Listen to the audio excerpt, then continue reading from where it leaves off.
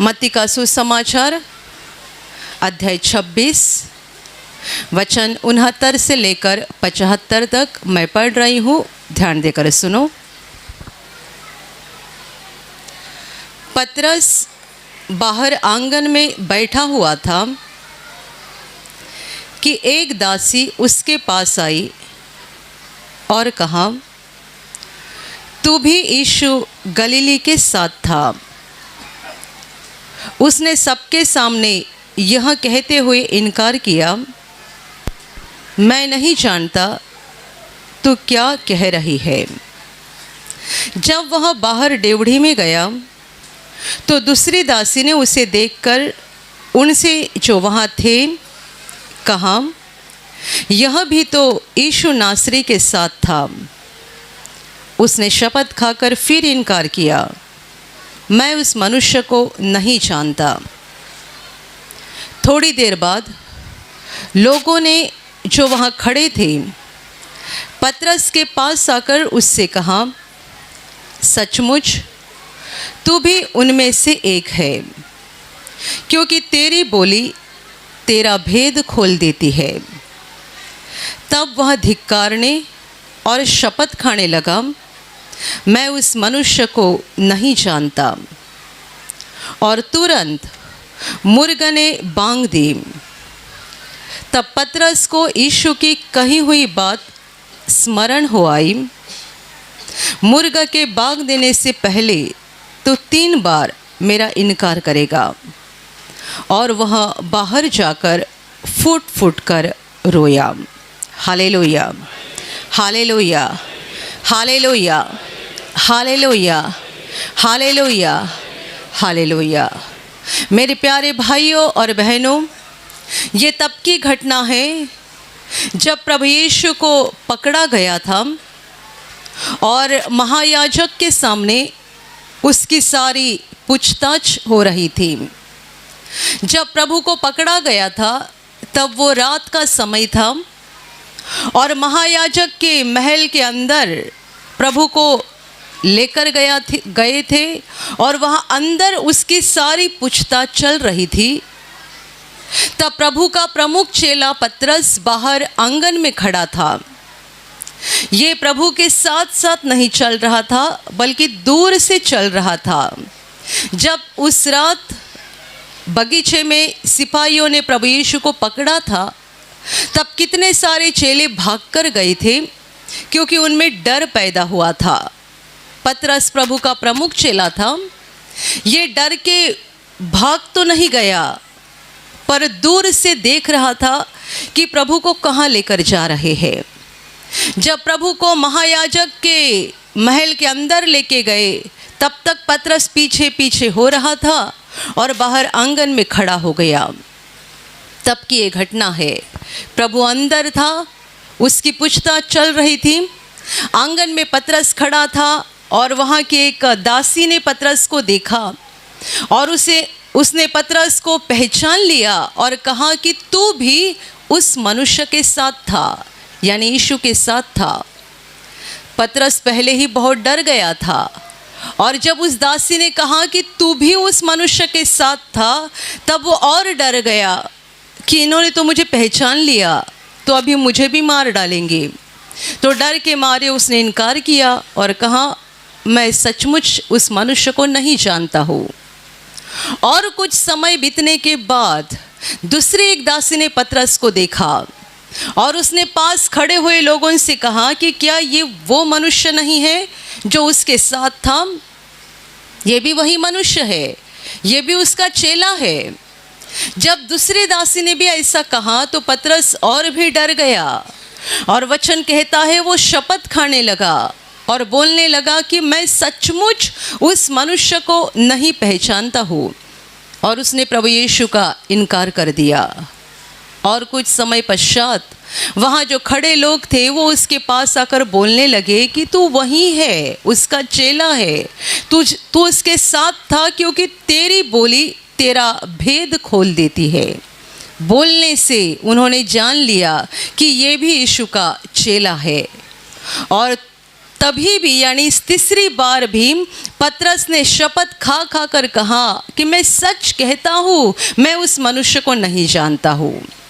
तीसरी बार पतरस ने प्रभु यीशु का इनकार किया और जैसे ही तीसरी बार उसने इनकार किया, मुर्ग ने बांग दी और पतरस ने जब उस मुर्ग की बांग को सुना, उसे उस बात की याद आ गई जो प्रभु यीशु ने उसे पहले ही बताई थी कि मुर्ग के बांग देने से पहले 3 बार तू मेरा इनकार करेगा। जैसे ही मुर्ग की बांग उसने सुनी, उसे प्रभु के उस बात का स्मरण आ गया और वो बाहर जाकर फूट फूट कर रोने लगा। Hallelujah, hallelujah, hallelujah, hallelujah, hallelujah. और हम जानते हैं आगे जाकर यही पतरस चर्च का प्रमुख बन गया। प्रभु यीशु को जब भी पकड़ा जाने का समय नज़दीक आया था, तब प्रभु ने अपने चेलों को कई बातें साफ साफ बताई थी, पर चेलों के समझ में नहीं आ रहा था क्योंकि उन्होंने विजयशाली प्रभु को देखा था। तो अभी ये विजयशाली प्रभु कमज़ोर हालत में मर कैसा सकता है? उसके सामने कोई बीमारी नहीं रुकती है, कोई दुष्टात्मा नहीं खड़ी होती है और ना ही कोई विरोधी खड़े हो सकते हैं। तो हमारे प्रभु को पकड़ कौन सकता है, मार कौन सकता है? और वो दुर्बल हालत में मर कैसा सकता है?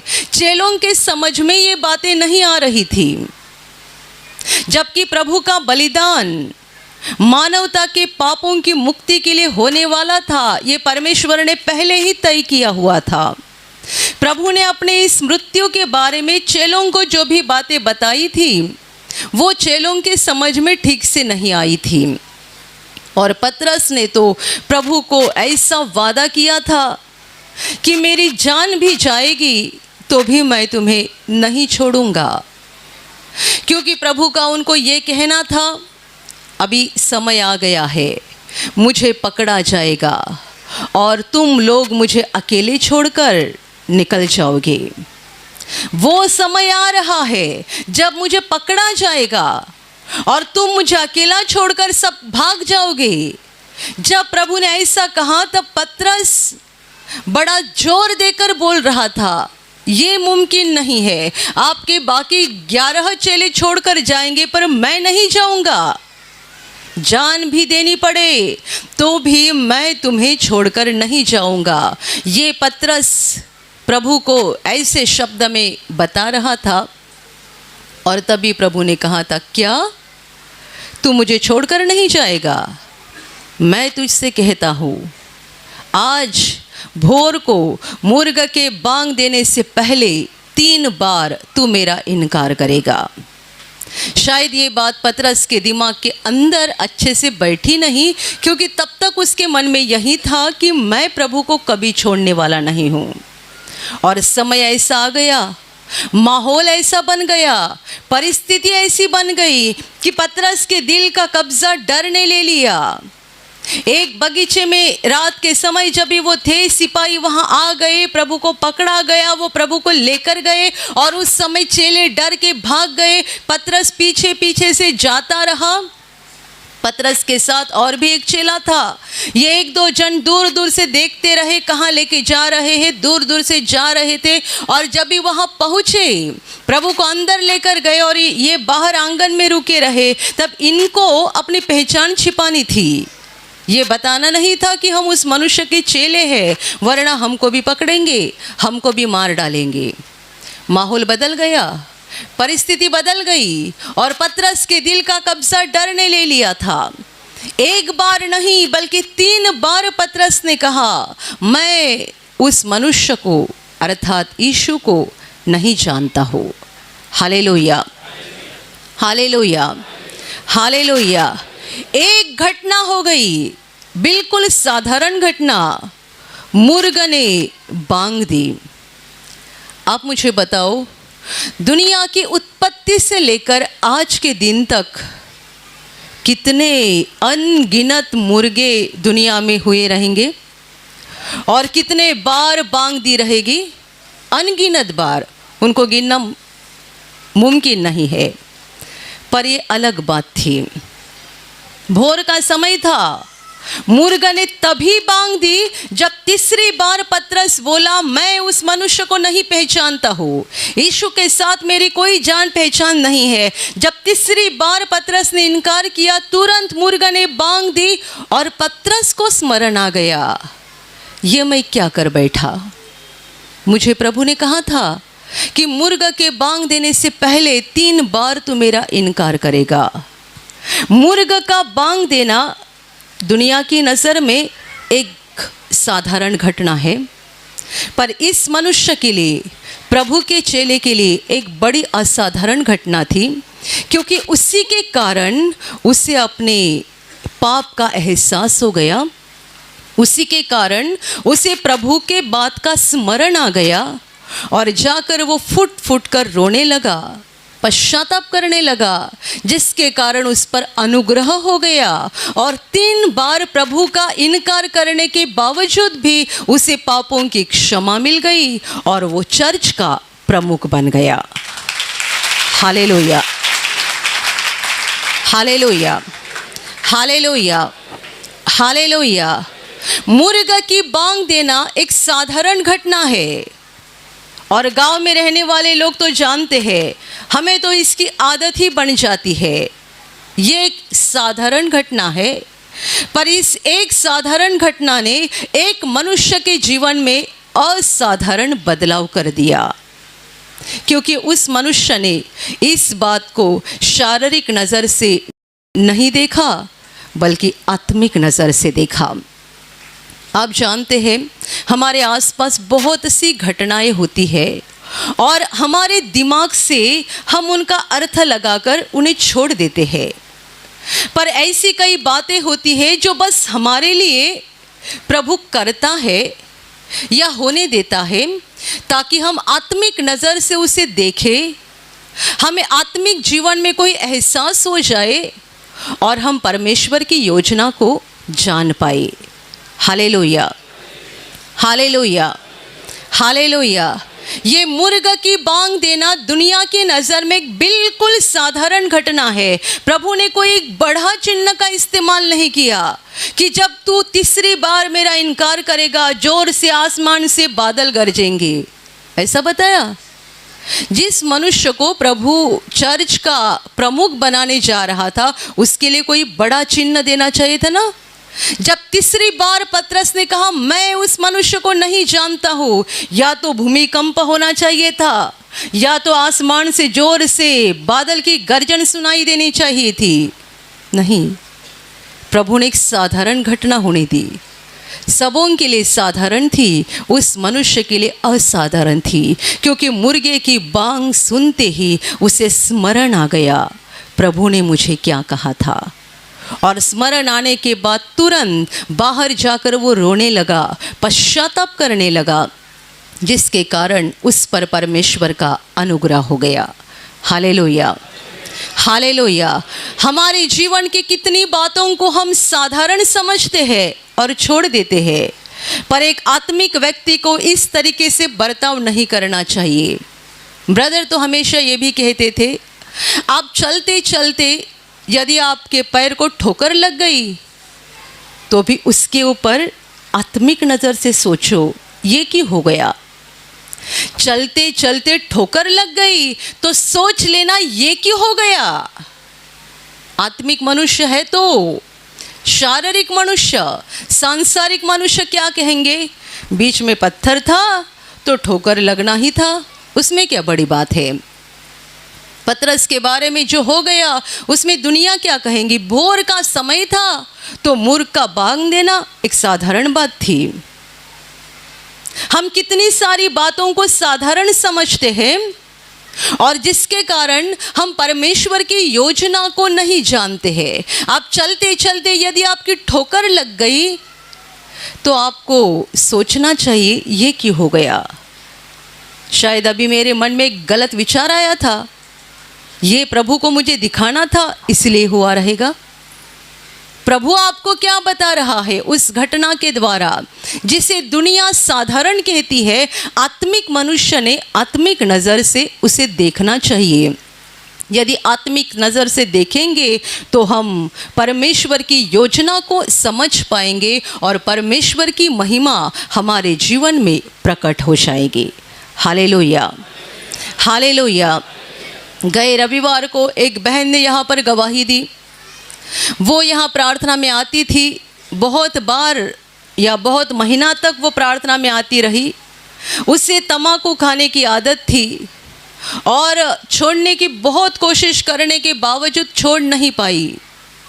शादी के पहले माँ बाप उसके ऊपर गुस्सा करते थे, शादी के बाद पति गुस्सा करते थे, इसकी आदत छूटती नहीं थी। यहाँ प्रार्थना में आती रही तो भी तम्बाकू खाती रही।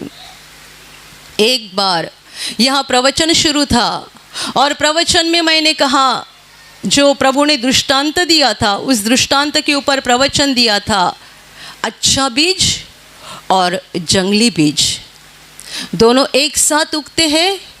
कटने का समय आएगा तब प्रभु स्वर्गदूतों को भेजेगा, अच्छा बीज काटा जाएगा, परमेश्वर के घर में इकट्ठा किया जाएगा।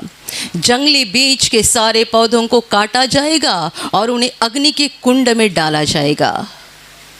ये प्रवचन उस बहन ने सुना। तब तक कितने सारे प्रवचन सुने होंगे, उसमें कोई बदलाव नहीं हुआ। पर यह गवाही सुनकर मुझे भी बड़ा अचंभा लगा। वो बहन रोकर बोल रही थी कि जब मैंने प्रवचन सुना, मैंने सोचा कि मैं तो एक जंगली बीज के समान हूँ, कि मैं प्रार्थना में आती हूँ तो भी तम्बाकू खाती हूँ, मैं तो जंगली बीज बन गई हूँ। तो स्वर्गदूत आएंगे कटने के समय तो मुझे उठाकर अग्नि के कुंड में डाल देंगे। वो रोने लगी और रोकर उसने कहा, प्रभु मुझे अच्छा बीज बना दे, मुझे जंगली बीज नहीं रहना है। मैं प्रार्थना में आती हूँ तो भी गलत आदतों से छुटकारा नहीं पा सकती हूँ, मैं एक जंगली बीज के समान बन गई हूँ, पर मुझे अच्छा बीज बना दे। उसने रोकर प्रार्थना किया और उस दिन से तम्बाकू की आदत से उसे पूरी तरह से प्रभु ने छुटकारा दे दिया। Hallelujah, hallelujah, hallelujah, hallelujah. आप हर बार प्रार्थना में आते होंगे, पर हर बार जब आप यहाँ आते हो, आपके लिए प्रभु का कुछ न कुछ संदेश रहता है। प्रभु आपकी आत्मा में आपसे बातें करता है। एक बार मैंने प्रवचन दिया था, क्रोध तो करो परंतु पाप मत करो। जब प्रभु ने मुझे कहा कि आज इस वचन के ऊपर प्रवचन देना, तो मैंने कहा कि ये वचन का प्रचार यहाँ कई बार हो चुका है और लोगों को ये वचन अच्छे से मालूम है कि हमें क्रोध करना चाहिए, पर क्रोध में आकर पाप नहीं करना चाहिए, और सूरज के ढलने से पहले हमारा गुस्सा ठंडा होना चाहिए। ये बात प्रार्थना के बहुत सारे लोग जानते हैं, तो इस वचन को मुझे दोबारा क्यों सिखाना है? तो भी पवित्र आत्मा ने मुझे कहा, इसीलिए मैंने उस वचन को लेकर यहाँ मंच पे आई।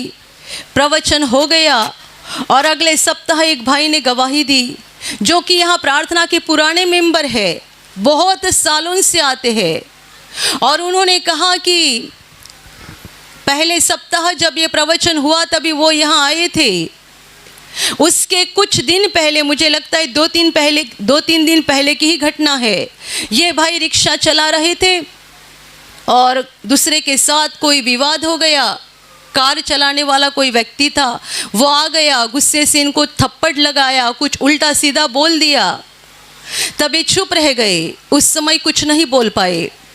पर ये भाई बोलते हैं कि मेरे मन में इतना गुस्सा और नफरत उस व्यक्ति के लिए बढ़ने लगा कि तब से लेकर मैं शांति से सोया ही नहीं। जब जिस दिन ये हो गया, उसने मुझे थप्पड़ लगाया, उल्टा सीधा बोल दिया, मैं उसको कुछ नहीं बोल पाया, पर उसके जाने के बाद मेरा मन बेचैन हो गया और मैं रात को सोया नहीं। बार बार ऐसे विचार आने लगे, मुझे उसको मिलना है और मैं उसे बहुत मारूंगा। मैंने छोड़ा कैसे उसको? रात को सोया भी नहीं, दूसरा दिन भी वैसा ही गया। और जब यहाँ प्रार्थना में आ गए, प्रवचन सुना, तब बार बार लग रहा था सिस्टर ये मेरे लिए बोल रही है। हर बार ऐसा ही होता है, कई लोगों को लगता है सिस्टर को किसी ने बताया रहेगा इसीलिए ये ऐसा बता रहे हैं। वो भाई बोलते हैं मुझे लग रहा था कि सिस्टर मेरे लिए सारी बातें बोल रही है, क्योंकि तब तक उनके दिल में ये विचार चल रहे थे कि मुझे कहीं तो उस व्यक्ति को मिलना है और उसको मारपीट करनी है, तब तक मेरा दिल शांत नहीं हो जाएगा। पर वचन सुनने के बाद उसके दिल में शांति आ गई। उसने उस व्यक्ति को दिल से माफ़ कर दिया, गुस्सा निकाल दिया और वो कहते हैं तब से मेरी मन की बेचैनी निकल गई। मैं घर जाके शांति से सोया और मेरे मन के सारे बुरे विचार भी निकल गए। Hallelujah, hallelujah. जिस भाई ने गवाही दी वो अपने प्रार्थना के पुराने मेंबर है, तो उसे देखकर मुझे भी बड़ा अचंभा लगा कि ये वचन तो उन्हें कितने ज़्यादा बार उन्होंने पढ़ा होगा बाइबिल में, उन्हें मालूम है, तो भी जब ये प्रचार हो गया प्रभु ने उनके दिल को छुआ। प्रभु ने उनको दिल में दिखाया कि ये वचन तुम्हारे लिए है कि तुम्हें अपना दिल बदलना ज़रूरी बात है। पर वो नज़रअंदाज कर सकते थे। कितने सारे लोग नज़रअंदाज कर देते हैं। प्रभु हमसे बातें करता है अलग अलग माध्यमों से, अलग अलग रास्ते से प्रभु हमसे बातें करता है ताकि हम आत्मिक नज़र से उसे पहचाने और परमेश्वर की इच्छा को जाने, योजना को जाने। पर कई बार हम नज़रअंदाज कर देते हैं जिसके कारण परमेश्वर की योजना हमारे जीवन में पूरी नहीं हो सकती है। Hallelujah, hallelujah, hallelujah, hallelujah. मेरे प्यारे भाइयों और बहनों, प्रभु यीशु पर विश्वास करने के बाद हमें सांसारिक व्यक्ति की तरह नहीं बनना है, बल्कि आत्मिक व्यक्ति की तरह बनना है। हमारे जीवन की हर बात को हमें आत्मिक नज़र से देखना है, हर घटना को आत्मिक नज़र से देखना है। और जैसे जैसे दुनिया का अंत नज़दीक आ रहा है, वैसे वैसे परमेश्वर अलग अलग रास्तों से और अलग अलग माध्यमों के द्वारा बातें कर रहा है, ताकि हम जानें कि समय बहुत नज़दीक आ गया है। जब कोरोना का समय चल रहा था और पूरे संसार में लॉकडाउन था, कितने लोगों ने जाना कि ये धोखे की घंटी बज रही है, ये खतरे की घंटी बज रही है। कितने लोगों ने जाना। देखो 2 साल का कोरोना का समय बीत गया, लॉकडाउन का समय बीत गया, लोग जैसे थे वैसे ही है, कुछ बदलाव नहीं हुआ। थोड़े से लोग प्रभु की ओर मुड़े, बाकी ज़्यादातर लोगों में कोई बदलाव नहीं हुआ। फंसाने वाले फंसा रहे हैं, लूटने वाले लूट रहे हैं, झूठा काम करने वाले झूठा काम चालू रखे हैं, और सब बुराई शुरू है। ये भी बोल सकते हैं बुराइयाँ और भी बढ़ते जा रही है। Hallelujah, hallelujah, hallelujah, hallelujah. कभी नहीं हुआ था ऐसी घटना हो गई, एक साथ पूरा संसार बंद हो गया। पूरी दुनिया, एक गांव नहीं, एक राज्य नहीं, एक देश नहीं, बल्कि पूरा संसार एक साथ बंद हो गया। कितने लोगों के दिमाग में रोशनी आ गई, ये क्या हो रहा है। जो आत्मिक लोग हैं बस उन्होंने ही जाना कि कुछ तो होने जा रहा है, हम अंत के करीब जा रहे हैं, ये खतरे की घंटी बज रही है। परमेश्वर हमें चेतावनी दे रहा है, कुछ तो बड़ा होने जा रहा है, उसके पहले परमेश्वर हमें जगा रहा है। Hallelujah, hallelujah. आप जानते हैं कई लोगों की एक आध बड़ी दुर्घटना होती है और दुर्घटना में वे ख़त्म होते हैं। जब अचानक ऐसी घटना होती है ना, तब घर के लोग बोलते हैं हमने उसको ऐसा कहा था आज ये रास्ते से मत जाओ, तो भी सुना नहीं। हमने उसको कहा था आज ये गाड़ी से मत जाओ, तो भी सुना नहीं। कुछ तो हुआ था, किसी न किसी के द्वारा परमेश्वर ने चेतावनी दी थी, सावधान किया था। आप देखो जो लोग अचानक एक्सीडेंट में ख़त्म हो जाते हैं, उनके बारे में ऐसा होता ही है कि पहले किसी न किसी के द्वारा परमेश्वर ने उनको कुछ न कुछ चेतावनी दी हुई रहती है। उन्होंने नज़रअंदाज कर दिया, चल गए और ख़त्म हो गए। हमें आत्मिक बनना है, हमारी आसपास की घटनाओं को परमेश्वर की आंखों से देखना है, आत्मिक नज़र से देखना है, दिमाग से नहीं सोचना है। दिमाग से सोचने पर पतरस भी बोल सकता था, मुर्ग की बांग तो हर दिन होती है, उसमें क्या बड़ी बात है। पर जैसे ही मुर्ग ने बांग दी, पतरस आत्मा में जाग गया। ये क्या हुआ? 3 बार मैं बोल गया कि मैं प्रभु यीशु को पहचानता नहीं हूँ, पर प्रभु ने मुझे कहा था कि मुर्ग के बांग देने से पहले 3 बार तू मेरा इनकार करेगा। और सचमुच ये बात हो गई। मैंने तो प्रभु को वादा किया था कि मेरी जान भी जाएगी तो भी मैं तुझे नहीं छोड़ूंगा। और ये क्या हो गया? मेरी बात नहीं बल्कि प्रभु की बात सच हो गई। वो होश पे आया, आत्मा में जाग गया, रोकर पश्चाताप किया, इसीलिए परमेश्वर का अनुग्रह हो गया। Hallelujah, hallelujah, hallelujah, hallelujah. आत्मिक व्यक्ति बन जाओ। ये दुनिया के अंत की घड़ी है, अंत का समय नज़दीक आ गया है। परमेश्वर अलग अलग माध्यमों से दुनिया को हिलाने की कोशिश कर रहा है। जब 2 साल कोरोना का समय चल रहा था, कितने लोग जो अपने आप को बुद्धिमानी समझते हैं वो कहते थे ऐसा तो होते रहता है, इसमें कुछ विशेष बात नहीं है। कई बुद्धिमान लोगों ने यह भी कहा हर 100 साल के बाद ऐसी महामारी दुनिया में आती है। हर 100 साल के बाद ऐसी महामारी दुनिया में आती है, ऐसा कई बुद्धिमान लोगों ने कहा। किसी ने आत्मिक नज़र से नहीं देखा, पर जितनों ने देखा है वो प्रभु की ओर मुड़े हैं। जितनों ने आत्मिक नज़र से देखा वो प्रभु की ओर मुड़े हैं। वे जान गए कुछ तो होने जा रहा है। और बाकी सब लोग बेहोश हालत में है, बोलते हैं इसमें कुछ बड़ी बात नहीं है, ये तो चलते रहेगा। Hallelujah, hallelujah, hallelujah. मेरे प्यारे भाइयों और बहनों, परमेश्वर व्यक्तिगत रूप से आपसे भी बातें करता है। अलग अलग माध्यमों के द्वारा, अलग अलग रास्ते से वो आपको चेतावनी देने की कोशिश करता है, ताकि हम ना बहके, ना भटक जाए, ना हम गलत रास्ते पे जाए, बल्कि उसके सीधे और सच्चाई के रास्ते पे आगे बढ़ते रहे। उसकी योजना हमारे जीवन में पूरी हो जाए और उसकी महिमा प्रकट हो जाए। यदि हम उसे जानेंगे नहीं और अपने ही दिमाग से चलते रहेंगे, अपने ही कामों को करते जाएंगे, तो परमेश्वर की योजना को पूरी होते हुए नहीं देख पाएंगे। हालेलुया। परमेश्वर हमसे प्रेम करता है और नहीं चाहता है कि किसी का विनाश हो जाए। वो नहीं चाहता है कि कोई शैतान के हाथ में रहकर दुख उठाए, और वो नहीं चाहता है कि हमारी आत्मा अनंत काल के लिए नरक में जाए। वो हमें बचाना चाहता है, वो हमें आशीषित करना चाहता है। हम कितने भी बार गिरे तो भी प्रभु हमें हाथ देकर उठाना चाहता है, खड़ा करना चाहता है। तो भी कई लोगों को बार बार गिरते रहना पसंद है। परमेश्वर की आवाज़ के ऊपर वे नज़रअंदाज करते हैं।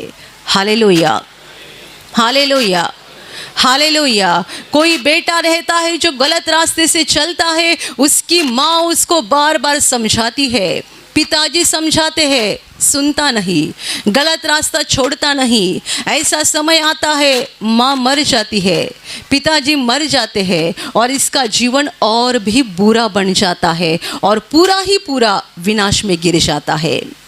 जब समय था, प्रभु ने उसकी माँ के द्वारा उसको जगाने की कोशिश की, पिताजी के द्वारा जगाने की कोशिश की। उसको कितने बार परमेश्वर ने चेतावनी दी, किसी का सुना नहीं।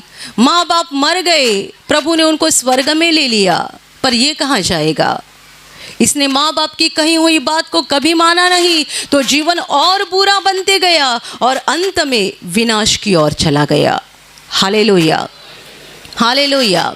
परमेश्वर हर एक के साथ बातें करता है।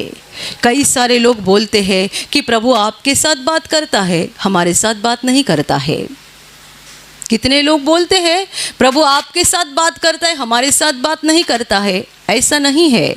जिन्होंने प्रभु यीशु पर विश्वास किया है, और पवित्र आत्मा को पाया है, उनके अंदर पवित्र आत्मा वास कर रहा है और इसीलिए ज़्यादातर परमेश्वर उनके साथ पवित्र आत्मा के द्वारा बातें करता है और थोड़े बहुत पैमाने में आसपास के माहौल के द्वारा, आसपास की परिस्थिति के द्वारा या आसपास के माध्यमों के द्वारा बातें करता है। थोड़े पैमाने में, ज़्यादा पैमाने में अंदर से बातें करता है। जिनको पवित्र आत्मा नहीं मिल गया है, जो अंधेरे में चल रहे हैं, उनके पास पवित्र आत्मा न होने के कारण उन्हें अंदर से कोई आवाज़ नहीं आती है, पर परमेश्वर उन्हें सुधारने के लिए, बदलने के लिए और सच्चाई के रास्ते पर लाने के लिए कोशिश करता है। और ऐसे लोगों के साथ परमेश्वर आसपास के परिस्थितियों के द्वारा बातें करता है, आसपास के माध्यमों के द्वारा, अलग अलग रास्तों के द्वारा बातें करता है, ताकि कभी तो होश पे आ जाए, कभी तो परमेश्वर की ओर मुड़े और कभी तो उनका उद्धार हो जाए। क्योंकि बाइबल कहती है किसी पापी के मरने से परमेश्वर को खुशी नहीं होती है। कोई पापी मनुष्य अपने पाप के कारण विनाश हो जाता है, इससे परमेश्वर को खुशी नहीं है, बल्कि जब एक पापी मनुष्य मुड़ता है और जीवन को पाता है, तभी परमेश्वर को खुशी होती है। Hallelujah, hallelujah, hallelujah, hallelujah. यदि आपने पवित्र आत्मा को पाया है तो आपके अंदर परमेश्वर आपसे जो बात कर रहा है उसे सुन लो और साथ ही साथ आसपास की जो परिस्थितियां चल रही है उन्हें आत्मिक नज़र से देखो, शारीरिक नज़र से नहीं, आत्मिक नज़र से। ये इसके कारण हो गया, वो उसके कारण हो गया, दुनिया की वजह मत ढूंढो। प्रभु आपको क्या बता रहा है? आत्मिक वजह ढूंढो। आत्मिक वजह ढूंढेंगे तो आप जानेंगे कि परमेश्वर आपको क्या बता रहा है, और यदि आप जानेंगे, उसके अनुसार चलेंगे, तो आप परमेश्वर की इच्छा को पूरा करेंगे, उसकी योजना आपके जीवन में पूरी हो जाएगी और परमेश्वर की महिमा आपके जीवन में प्रकट हो जाएगी। Hallelujah, hallelujah, hallelujah. और अभी प्रार्थना करने का समय है। आप विश्वास करो कि एक पल में प्रभु यीशु आपको छूकर चंगाई देगा। एक पल में वो आपके जीवन का दुख निकाल देगा और आपके आंसुओं को खुशी में बदल देगा, क्योंकि उसके लिए असंभव कुछ नहीं है, अनहोनी बात एक भी नहीं है। प्रभु यीशु आज भी जिंदा है। 2000 वर्ष पहले वो शरीर रूप में धरती पर था, आज शरीर रूप में नहीं बल्कि आत्मा के रूप में है, और दुनिया के कोने कोने में जहाँ जहाँ लोग विश्वास के साथ उसको पुकारते हैं, उसके पास प्रार्थना करते हैं, उन सबों की पुकार को प्रभु सुनता है, उन्हें चंगा करता है, उनके आंसुओं को पोंछ देता है और उनके जीवन को खुशी से भर देता है। आप भी इसी विश्वास के साथ आपके बीमार भाग पर हाथ रखो, और यदि वहाँ हाथ नहीं रख सकते हैं तो अपने सीने पर हाथ रखो। प्रभु यीशु के नाम से इसी क्षण आपके शरीर की सारी बीमारियां निकल जाए। यीशु के नाम से आपके जीवन का सारा दुख निकल जाए। शैतान का हर एक काम आपके जीवन से और आपके परिवार से पूरी तरह से नष्ट हो जाए। यीशु के नाम से, प्रभु यीशु के नाम से शैतान का सारा काम आपके जीवन से नष्ट हो जाए। सारी दुष्ट आत्माओं को प्रभु यीशु के नाम से मैं आज्ञा दे रही हूँ, इसी क्षण इन्हें छोड़कर निकल जाओ और वापस उनमें नहीं आना। इसी क्षण प्रभु का महान सामर्थ आपके ऊपर आ जाए। प्रभु का महान सामर्थ आपके ऊपर आ जाए।